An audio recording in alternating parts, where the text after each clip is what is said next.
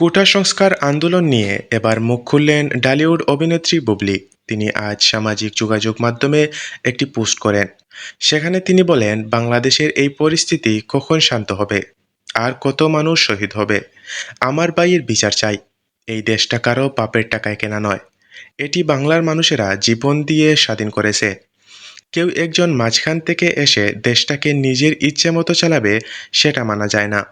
আমি ছাত্রদের পাশে আছি এবং সব সময় থাকব।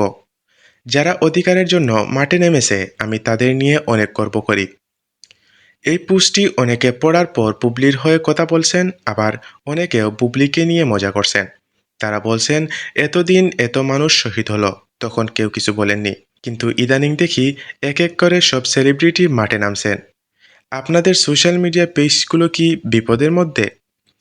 এদিকে ছাত্ররা প্রধানমন্ত্রীর কথাতেও দ্বিমত পোষণ করছেন। প্রধানমন্ত্রী বলছেন, গণভবনের দরজা খোলা আছে, আমার সাথে বসুন। আমি সবার সাথে সামনাসামনি বসে কথা বলতে চাই। তবে ছাত্ররা সেটাকে অতটাও গুরুত্ব দেয়নি। এখন তাদের একটাই দাবি, আমার ভাইয়ের হত্যাকারীর বিচার চাই।